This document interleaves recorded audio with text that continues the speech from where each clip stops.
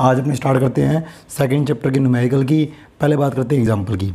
First example आपको कहता है कि आपको एरिया वेक्टर दे रखा है, एस वेक्टर आपको दे रखा है, कितना है 5 × 10⁻³ जे कैप।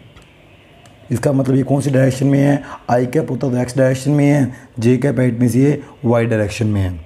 और आपको दे रखा है इलेक्ट्रिक फील्ड ई वेक्टर आपको दे रखा है, कितना दे रखा है 200 आई कैप प्लस 300 जे कैप। ये दे रखा है वोल्ट पर मीटर में, या तो इसकी यूनिट वोल्ट पर मीटर होती है या इसकी यूनिट होती है न्यूटन पर कूलम। हमें निकालना क्या है, हमें निकालना है फ्लक्स। फाई इक्वल क्या होता है E vector dot D S vector या एस वेक्टर। तो अगर ई वेक्टर की वैल्यू पुट की जाए तो 200 आई कैप प्लस 300 जे कैप, और एस वेक्टर की वैल्यू पुट की जाए वो आती है 5 × 10⁻³ जे कैप। डॉट का रूल क्या कहता है, आई का आई से होगा, जे का जे से होगा। तो यहाँ पर आई है लेकिन यहाँ पर आई है ही नहीं, यहाँ जे है, इस जे का जे से होगा। इन दोनों का मल्टीप्लाई करेंगे कितना आएगा 1500 × 10⁻³ तो ये बन जाएगा 1.5।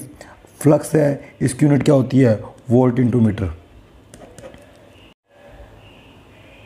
अब हम बात करते हैं सेकंड एग्जांपल की। सेकंड एग्जांपल में हमारे को एक सिलेंडर दिखा रखा है, एक सिलेंड्रिकल शेप दिखा रखी है। अब इलेक्ट्रिक फील्ड की डायरेक्शन उसने दिखा रखी है। इधर वाली साइड इलेक्ट्रिक फील्ड आउटसाइड है, इधर वाली साइड इलेक्ट्रिक फील्ड इधर ही है, और एक पॉइंट ऊपर ले रखा है, वहाँ इलेक्ट्रिक फील्ड भी इधर है। ये पॉइंट उसने लेट कर रखा है S1, ये वाला लेट कर रखा है S2, और ये वाला पॉइंट लेट कर रखा है S3। इसका एरिया वेक्टर ऊपर दिखा रखा है, इसका एरिया वेक्टर इसकी डायरेक्शन में ही है, और इसका एरिया वेक्टर इसके अपोजिट है, यहाँ है। हमें ये प्रूव करना है कि सिलेंडर, इस पूरे सिलेंडर के लिए जो फ्लक्स की वैल्यू होगी वो 0 होगी। तो फ्लक्स होता है क्या, phi is equal E dot D S S1, E dot D S S2 और ई डॉट डी एस S3। अगर मैं बात करूं किसकी, पहले S3 की, S3 कैसे कैंसिल हो जाए, डॉट हटेगा, कोस आएगा, कोस 90 कितना होता है 0 होता है। तो ये तो ख़त्म हो ही गया एंगल 90 के कारण। अब बात की जाए इनके बीच में एंगल 0 है, क्योंकि S1 जहाँ पर है वहाँ पे E और DS दोनों एक ही डायरेक्शन में है। S2 की बात करें, S2 के लिए E इधर है, DS इधर है, एंगल 180 है। तो ये तो बनेगा EDS cos 0, और ये बनेगा EDS cos 180। तो cos 0 कितना होता है 1 होता है, ये तो सिर्फ आ जाएगा EDS, और cos 180 -1 होता है, ये आ जाएगा माइनस का EDS। इसका DS का इंटीग्रेशन करेंगे, यहाँ पर भी DS का इंटीग्रेशन होगा, तो ये भी ES बनेगा, ये भी ES बनेगा। ओवरऑल फ्लक्स कितना हो गया 0 हो गया। हमें ये प्रूव करना था। थर्ड एग्जांपल की बात करते हैं। थर्ड एग्जांपल में आपको एक सर्कुलर शीट दिखा रखी है, उसकी रेडियस 5 सेमी है, और वो सर्कुलर शीट इलेक्ट्रिक फील्ड में रखी हुई है। वो इलेक्ट्रिक फील्ड के साथ 30 डिग्री एंगल बना रही है। ये मान लो आपकी सर्कुलर शीट है, ये इलेक्ट्रिक फील्ड से 30 डिग्री एंगल बना रही है। अगर मैं इसका एरिया वेक्टर देखूँगा वो इसके परपेंडिकुलर होगा, तो एरिया वेक्टर के साथ जो ई वेक्टर की जो डायरेक्शन है, ये आपका एरिया वेक्टर एस है, ये आपका इलेक्ट्रिक फील्ड ई है। तो ये पूरा एंगल 90 का होता है, क्योंकि एरिया वेक्टर हमेशा परपेंडिकुलर लेते हैं सरफेस के। ये 30 हो गया, तो ये एंगल कितना आ गया 60 आ गया। अपने को निकालना क्या है, अपने को निकालना है कि फ्लक्स की वैल्यू कितनी होगी। फाई इक्वल होता क्या है E vector dot D S vector, dot हटेगा क्या आएगा कोस आएगा। अब ये जो थीटा होता है ये ई और डी एस के बीच में होता है, तो ई और डी एस के बीच में एंगल 60 माना जाएगा, ना कि 30 माना जाएगा। 30 तो डिस्क का एंगल है ई से, और हमारे को डिस्क का एंगल नहीं चाहिए, हमारे को चाहिए एरिया वेक्टर का ई के साथ एंगल, जो कि 60 है। ई की वैल्यू आपको कितनी देर की है 5 × 10⁻5। डिस्क का एरिया क्या होता है πr², और कोस कितना आएगा 30 नहीं आएगा, कोस 60 आएगा, और कोस 60 वैल्यू कितनी होती है हाफ होती है। रेडियस कितनी अपने को दे रखी है 5 सेमी दे रखी है। इसको मीटर में करने के लिए ये सेमी में, ये सेमी में है, 10⁻², 10⁻² कितना होगा 10⁻⁴।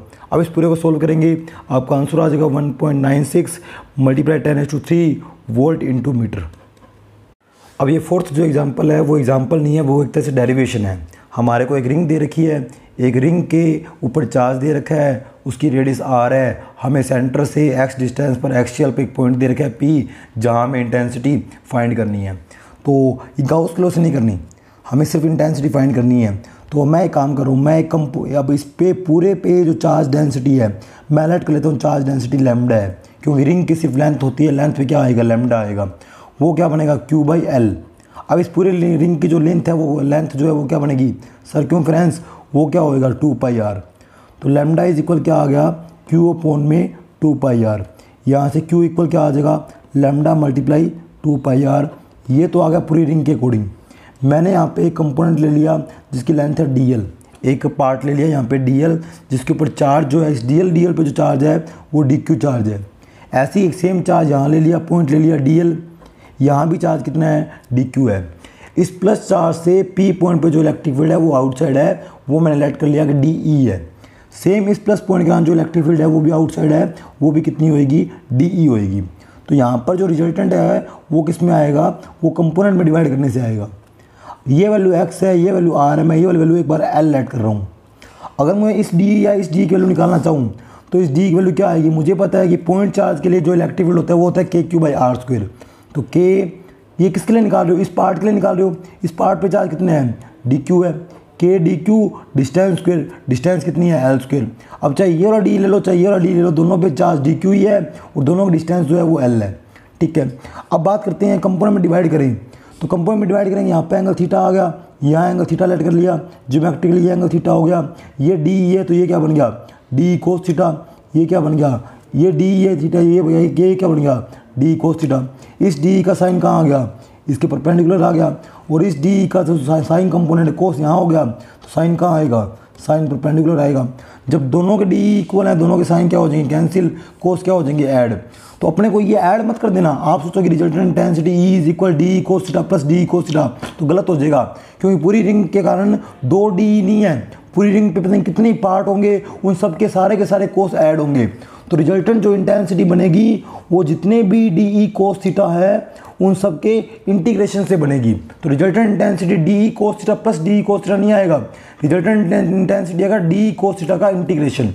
तो अगर बात करें डी की वैल्यू कितनी है, डी की वैल्यू भी निकाली थी, के डी क्यू अपॉन में l²। कोस क्या होता है, बेस अपॉन हाइपोटेनियस। तो इस थीटा के सामने परपेंडिकुलर बेस बन गया x, हाइपोटेनियस बन गया l, तो x अपॉन l आ गया। अगर मैं डी क्यू की बात करूं, इस पार्ट को लेके करूं, तो यहाँ से अगर मैं लैम्डा देखूं, लैम्डा क्या आएगा, डी क्यू अपॉन में डी एल, ये पार्ट के लिए बन गया। क्यों, लैम्डा क्या है, लीनियर चार्ज डेंसिटी, वो चाहे आप एक पार्ट के लिए निकालो पूरे के लिए निकालो, वो तो वो ही रहेगी। तो यहाँ से डी क्यू वैल्यू कितनी आएगी, यहाँ से डी क्यू आएगा लैम्डा डी एल, ये वैल्यू मैं यहाँ पुट कर रहा हूँ। तो कितना आ गया, के लैम्डा डी एल, नीचे बन गया l³, यहाँ आ गया x। कॉन्स्टेंट सारे बाहर निकाल लो, के लैम्डा x, l³ बाहर आ गई। इंटीग्रेशन किसका होगा, डी एल का। डी एल जो है वो रिंग के ऊपर पार्ट है।